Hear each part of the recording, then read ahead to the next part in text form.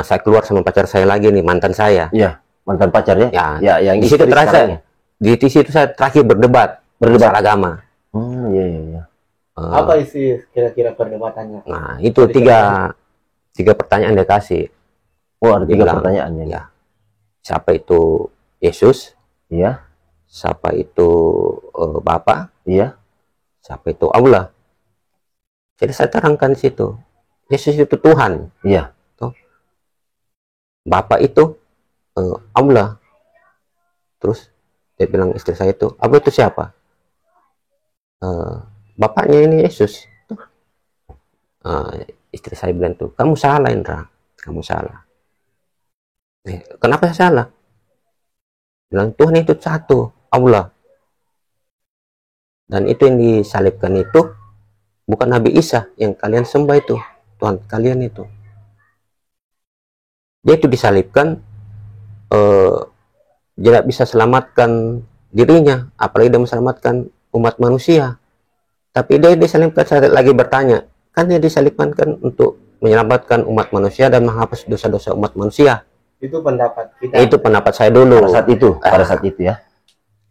Kamu mikir, masa dia berdoa? Jadi saya bilang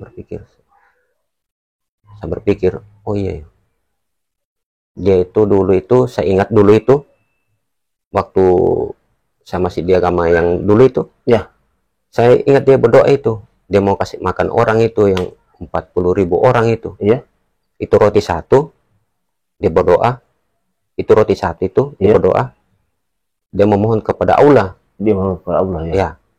Itu roti itu dikasih bagikan 40.000 orang itu, udah habis-habis.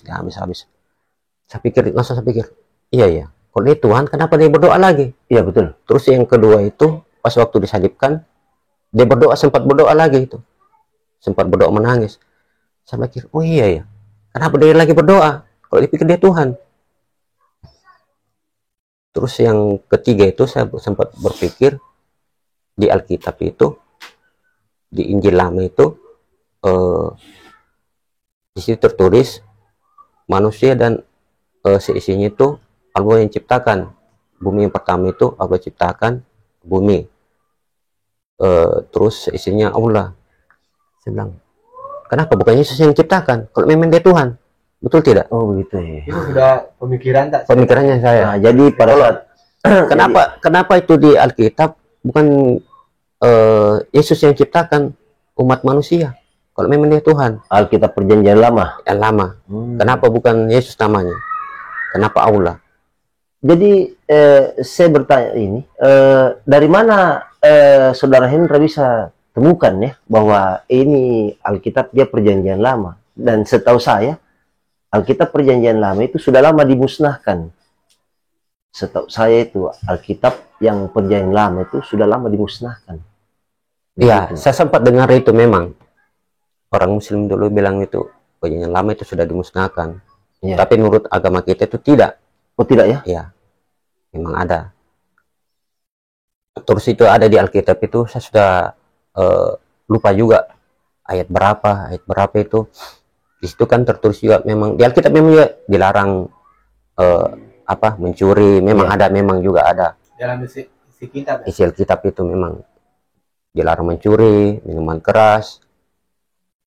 Dan yang haram begitu, yang haram-haram ya. Tapi di situ memang saya berpikir juga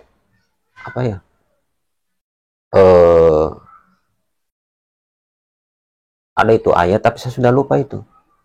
Di situ tertulis bilang itu kayu, batu, kalian jangan sembah.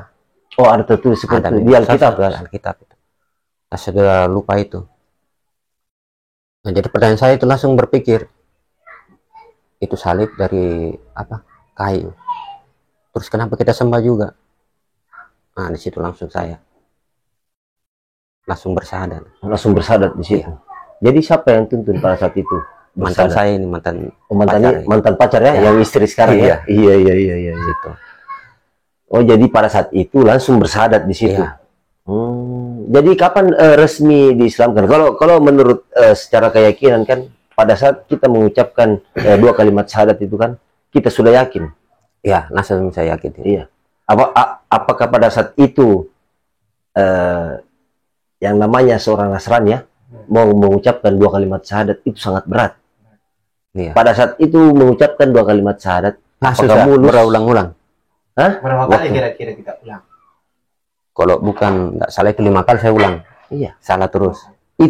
Itu kalimat syahadat itu memang pendek. Pendek kalau tapi diucapkan oleh kalau saya dengar selain umatnya Rasulullah itu susah, itu berat. Apa kalau saya dengar itu gampang, enteng. Tapi diucapkan itu hari pertamanya itu susah sekali. Susah betul, susah. Berulang-ulang. Iya. Enteng sekali pada saat dengar itu asyhadu an la ilaha illallah wa asyhadu anna muhammadar rasulullah. Cuma 2 kalimat. Iya. Tapi diucapkan itu susah sekali. Saya ucapkan berulang-ulang baru betul. Kenapa sampai bisa akhirnya lolos mengucapkan itu 2 kalimat syahadat? Apakah Maksudnya karena dipelajari terus ataukah memang saya ulang-ulangi itu kata, saya ulang-ulangi terus kalimat saya ulang-ulangi di situ terus saya ulang-ulangi sampai saya benar. Oh, sampai benar ya? Iya. Kalau didengarkan kayak gampang ya? Iya memang. Waktu pertama kali itu susah sekali. Tapi sebelum itu belum pernah memang belajar ya? Belum pernah belajar. Tadi kamu gini, tadi kita bilang orang tua perempuan kan Islam. Iya. Tapi pada saat orang tua laki-laki kan Kristen. Iya. Tapi sebelum memutuskan mengucapkan 2 kalimat syahadat, iya, apakah kita sampaikan dulu ke kedua orang tua? Enggak. Oh, tidak ya? Enggak tanya siapa-siapa dulu, langsung. Iya. Cuma, otomatis kalau saya bertanya pasti saya dilarang. Jadi kita ambil inisiatif sendiri lah. Iya. Tapi yang mendampingi sekarang istri kan artinya. Iya. Jadi ada dari keluarga lain? Tapi saya tanya itu hari saya punya bapak ya, enggak masalah. Dia bilang bapak saya, kamu pilih agama apa itu terserah, itu pilihan kamu yang jalani bukan saya. Berarti memang tidak ada tekanan lah istilahnya. Artinya melepaskan. Ya. Yang mana kamu pilih agamamu, ya silakan. Ya, artinya memang ini Pak Hendra, Saudara Hendra ini dituntun betul ya. Artinya dia mendapat hidayah dari Allah dan memang dimudahkan jalannya tanpa ada larangan atau bagaimana. Kan awalnya dia merasa takut nanti dimarahi kan? Ya. Awalnya dia merasa takut nanti dia dimarahi atau bagaimana. Apakah mungkin juga berkat doa dari mantan pacarnya atau istrinya? Karena iya otomatis kan istrinya berpikir begini, waduh tidak bisa kalau kita beda keyakinan. Mungkin karena rasa cintanya atau bagaimana, iya kan? Jadi dia didoakan juga mudahkanlah jalannya ya Allah. Kalau memang engkau menciptakan hambamu, ada lagi Hendra dan saya ini memang berjodoh bersatu, mudahkanlah jalannya dia untuk masuk ke agamamu yang benar. Begini Pak Hendra, sekarang ini kan artinya sudah lama menjalani agama Islam. Itu kan tadi yang terakhir, petunjuk yang terakhir kan Al-Quran. Ya. Tapi sekarang kita simpan atau gimana? Nah, itu masalahnya. Sudah tidak ada itu, saya punya mama itu sudah lupa taruh di mana. Tapi sempat itu hari saya punya rumah mama saya itu terbakar. Memang. Terbakar ya? Iya. Rumahnya mama yang terbakar atau bagaimana? Rumahnya mama terbakar. Bukan rumahnya nenek, bukan. Rumahnya mama. Kan waktu dalam mimpi itu rumahnya nenek. Iya. Tapi yang terbakar ini rumahnya mama. Iya. Tadi saya telepon saya punya adik. Iya. Bilang rumahnya mama kebakaran. Iya. Langsung saya bilang itu Quran dulu ada di sana disimpan. Iya. Ya. Insya Allah tidak terbakar. Oh, berarti yang kebakaran ini saya fotonya saya luruskan sedikit ya. Berarti yang kebakaran belum sempat terbakar rumahnya, samping rumahnya. Ya, yang terbakar itu belakang. Di belakang rumahnya. Belakang semua habis. Berarti dia sempat panik, nelpon. Ya. Bahwa rumahnya kebakaran. Takutnya nanti rumahnya juga ikut kebakar. Ya. Jadi pada saat itu gimana Pak? Jadi saya terangkan itu saya punya adik.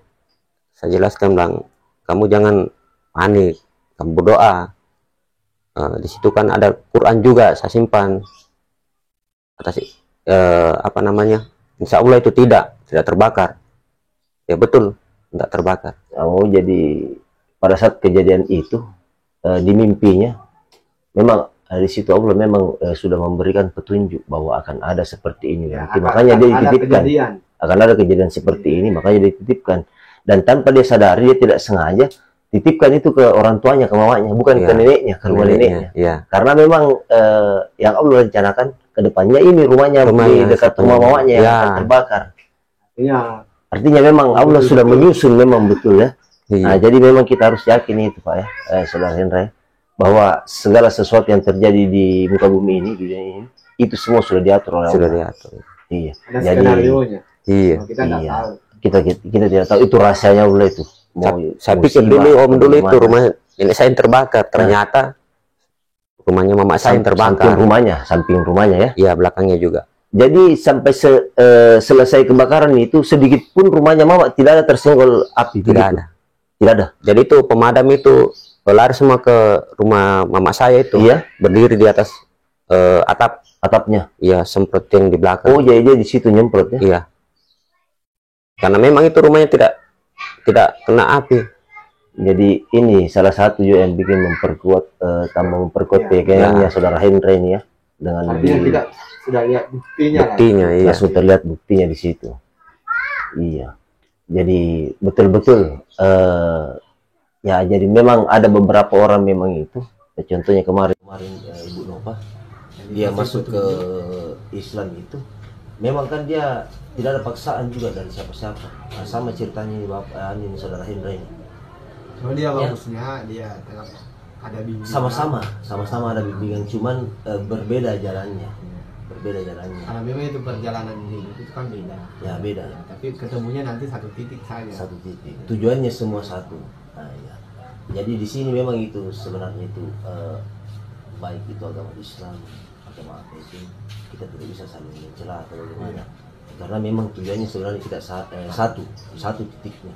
Cuman jalannya yang berbeda. Nah, tapi kan dari sebelumnya dan di dalam Al-Quran itu kan sudah ada tercatat di situ. Semua sudah dijelaskan. Ya, dan di kitab itu kan juga sudah ada penjelasannya. Iya.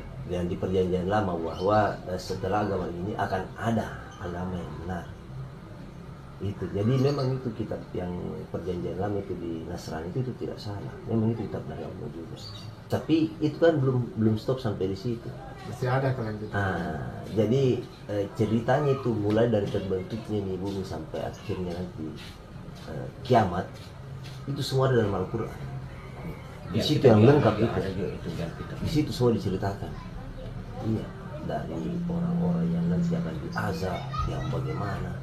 Jadi Allah semua itu sudah tuliskan di situ semua. Jadi kalau kita tidak bisa menyadari diri tak sendiri, apalagi ini untuk pelajaran bagi saya sendiri yang Islamnya dari Orok, melihat seperti Saudara Hendra ini ya. Jadi begini guys ya, saya membuat video ini, saya juga belajar. Bukan saya mengajar atau bagaimana, saya membuat ini video, saya mengajak kalian semua untuk belajar, melihat bagaimana sebenarnya yang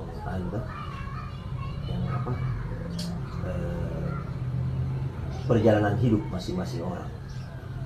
Iya, dan pokok inti ceritanya di video ini itu saya mencari memang yang agama-agama yang sebelumnya dari Nasrani atau apa yang memang berpindah menjadi mu'allaf. Jadi pokok pembahasan sebenarnya ini di Buka Mata Hati itu adalah tentang mu'allaf. Dan yang kedua itu bagaimana caranya kita membantu jika melihat orang-orang yang kesulitan. Contohnya ada di video sebelumnya ini, nanti akan saya upload juga. Kami tadi sempat bertemu dengan nenek ya. Jadi jika kalian melewati di jalan apa tadi itu Masjid Raya Goa, di tepatnya dekatnya kantor lurah di situ. Apalagi Pacalaya ya. Jalan Pacalaya di situ depan kantor lurah, pas depannya itu tanjakan. Ada nenek-nenek situ yang namanya Deng Sibo. Deng Sibo. Nah, kalau bisa guys tolong dibantu guys ya. Karena dia cari makan, kasihan sangat susah sekali. Kalian bisa menyaksikan sendiri kalau kalian lewat di situ, sempatkanlah jika kalian melihat, bantu juga di mata mereka ya. Orang-orang yang seperti begitu wajib kita bantu. Dia saudara kita, dia orang tua kita.